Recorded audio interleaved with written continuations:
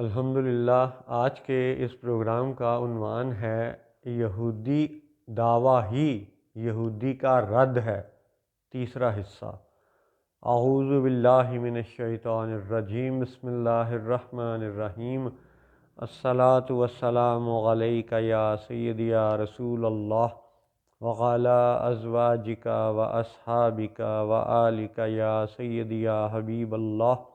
الحمدللہ لاہور شہر میں آج بروز بدھ 15 نومبر 2023 عیسوی ہے۔ پہلے دو پروگراموں میں اس حقیر نے اس نقطے پر بات کی کہ انبیاء علیہم السلام کی بات ہو اور قبلے کی بات ہو تو روحانی وراثت زیادہ اہم ہوتی ہے۔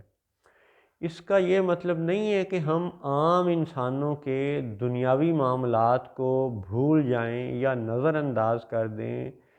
وہ جو عام انسانوں کے معاملات ہیں وہ بھی شریعت کا حصہ ہیں۔ مثلا اگر یہ شخص فوت ہو جائے تو اس کی وراثت میں سے اس کے بیوی بچوں کا حق ہوگا، ماں باپ جو بھی وہ رشتہ دار ڈیفائن ہیں قرآن و حدیث میں، ان کو اپنے اپنے یعنی شریعت کے مطابق حصہ ملے گا۔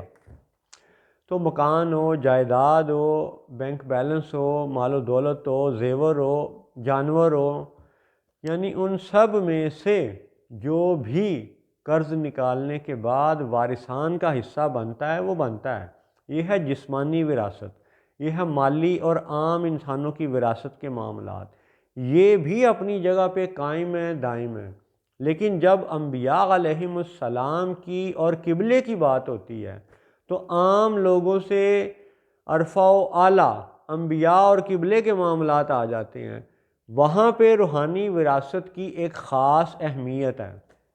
اچھا، اگر کوئی شخص پچھلے دو پروگراموں کو سن کر یہ کہے کہ نہیں جی روحانی وراثت والی بات کوئی دل کو لگتی نہیں ہے، تو چلیں آج ہم آج کے اس پروگرام میں اس بات کو لے کے آگے چلتے ہیں کہ اگر روحانی وراثت والے پچھلے دو پروگراموں کا نقطہ دل کو نہیں لگتا تو ہم یہ ایزیوم کر لیتے ہیں، تھوڑی دیر کے لیے سپوز کر لیتے ہیں کہ جی انبیاء علیہم السلام کی وراثت منسوخ نہیں ہوتی۔ اگر انہیں معاذ اللہ عام بندہ شمار کر لیا جائے تو پھر بھی ایک پہلو بڑا دلچسپ ہے، اور وہ یہ ہے کہ جوئش انسائکلوپیڈیا، یہودیوں کا لکھا ہوا ڈاکومنٹ، 1901 سے 1906 تک کا لکھا ہوا ڈاکومنٹ، اور اس میں حوالہ ہے بک آف جوشوا کا، آرٹیکل 8907۔ اور یاد رہے کہ جوشوا یعنی یوشع علیہ السلام یہ جانشین ہیں موسیٰ علیہ السلام کے۔ سادہ لفظوں میں جوشوا موسیٰ علیہ السلام کے خلیفہ ہیں، جسمانی بیٹے نہیں ہیں، اور انہوں نے ہی جا کے پھر بعد میں یروشلم کو فتح کیا تھا۔ اور انہی کی کتاب میں بک آف جوشوا میں یہ لکھا ہوا ہے کہ جی نان انہیریٹنس کس کی؟ لیوائی کی۔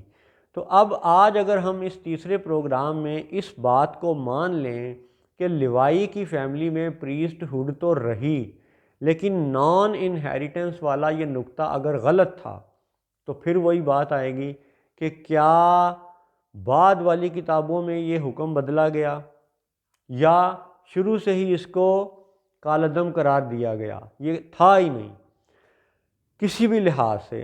اب ہم یہ فرض کرتے ہیں آج کے اس پروگرام میں کہ لیوائی کی نان انہیریٹنس والا نقطہ ختم ہو گیا، یعنی کہ لیوائی کی وراثت اس کے بچوں کو ملی، لیوائی کو ملی۔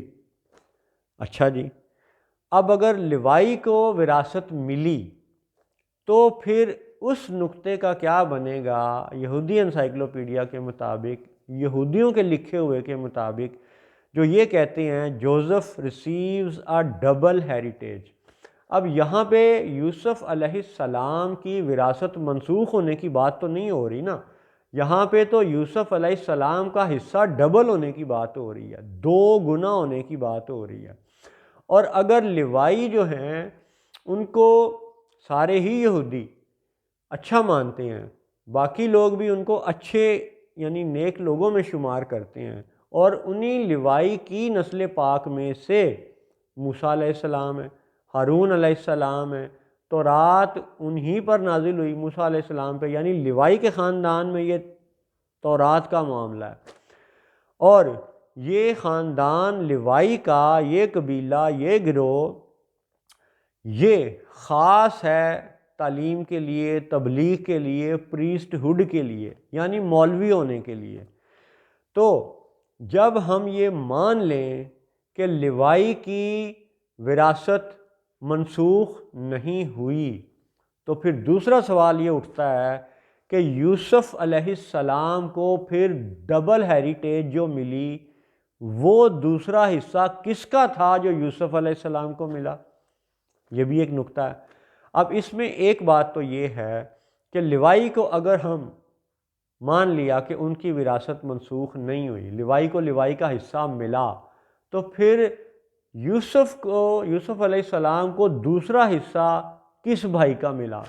اس سے ایک بات یہ معلوم ہوتی ہے کہ یوسف کو اگر 2 گنا حصہ ملا تھا تو یوسف علیہ السلام کو قتل کرنے والا ایک ہی کوئی بندہ تھا جس نے کوشش کی تھی، اور اسی کی وراثت منسوخ کی گئی اس کے قتل کی سازش کی وجہ سے، یا اس کے شرک اور بت پرستی کی وجہ سے، یا اس کی دیگر خباثتوں کی وجہ سے، اور اسی کی وراثت کا حق منسوخ ہوا اور یوسف علیہ السلام کو 2 گنا وراثت ملی۔ یہ ہے یہودیوں کے کاغذات۔ تو اب اگر لیوائی کی وراثت منسوخ نہیں ہوئی تو پھر یہ ماننا پڑے گا کہ جودا کی ہوئی، کیونکہ جودا ہی نے یوسف علیہ السلام کو قتل کرنے کی سازش کی تھی، انہیں بیچا تھا، فروخت کیا تھا۔ ہیومن ٹریفکنگ، جودا کی شراب نوشی، جودا کی زنا کاری، یہ خود یہودی لکھتے ہیں کہ وہ جودا ایسا ہی تھا۔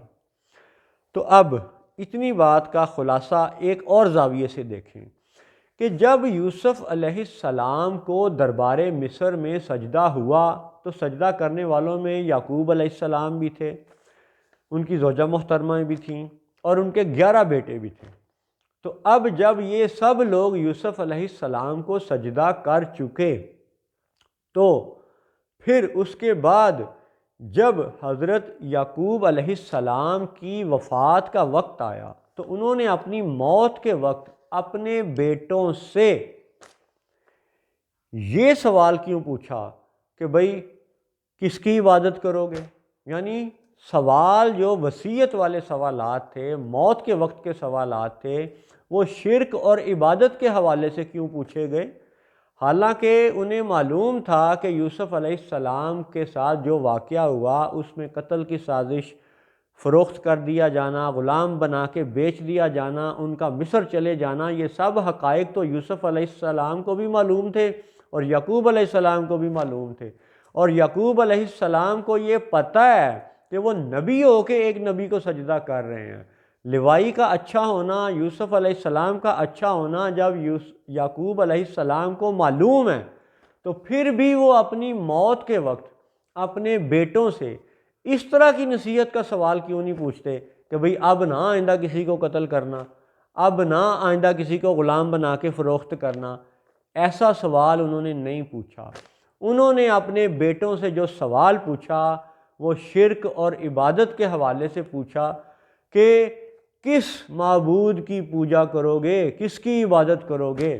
اس کا مطلب ہے کہ یعقوب علیہ السلام کو اپنی موت کے وقت بھی اگر اپنے کسی بچے پہ شرک کا شک تھا تو وہ صرف جودا ہی تھا۔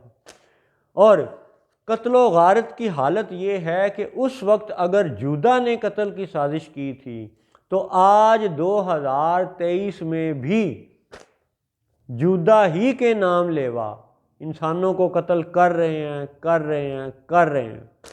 حتیٰ کہ ابھی صہیونی یہ بنجامن نیتن یاہو اس نے اتنے بچے قتل کیے اتنی عورتوں کو قتل کیا، اتنے لوگوں مردوں کو قتل کیا، اور اس کی حمایت میں جو امریکی صدر ہے ٹرمپ، اس نے یہ خباثت بھرا بیان دیا ہے کہ اگر ایک امریکی کا ایک قطرہ بھی بہہ جائے خون کا تو اس کے بدلے میں دشمنوں کا 1 گیلن خون بہایا جائے گا۔ یعنی کہاں 1 قطرہ اور کہاں 1 گیلن، یعنی اندازہ کریں کہ ان کی کھوپڑیوں میں کیا یعنی شیطانیت بھری ہوئی ہے۔ وہ شیطان جس نے اولاد آدم کو بہکانے کی، فساد مچانے کی اور قتل و غارت کی وہ مہلت مانگی ہوئی تھی، اسی کے یہ چیلے چانٹے آج ایک طرف نام لیتے ہیں انسانی حقوق کا اور دوسری طرف قتل و غارت کیے چلے جا رہے ہیں۔ اور یہ وہی لوگ ہیں جو جودا جودا جودا کے نام پہ مذہب کھڑا کیے ہوئے ہیں، حالانکہ جودا مذہب، جودائزم کوئی مذہب ہی نہیں ہے، کیونکہ یوسف علیہ السلام کو جب قتل کی سازش کی گئی تو اس سے یہ اصول، یہ قانون سمجھ آ گیا کہ نبی کا قاتل نبی نہیں ہو سکتا، لہٰذا جودائزم کوئی نبی نہیں ہے، جودائزم کوئی مذہب نہیں ہے۔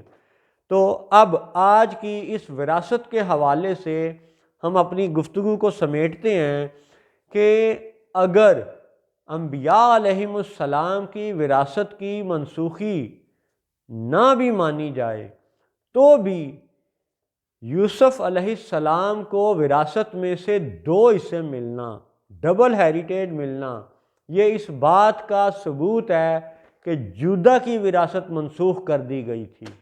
اس لیے اگر جودا حق وراثت سے اس وقت ہی محروم کر دیا گیا تھا تو آج اس کے نام لیوا جودا جودا کرنے والے کسی بھی وراثت کے حقدار نہیں ہیں، نہ زمین کے نہ عبادت گاہ کے۔ السلام علیکم ورحمۃ اللہ وبرکاتہ۔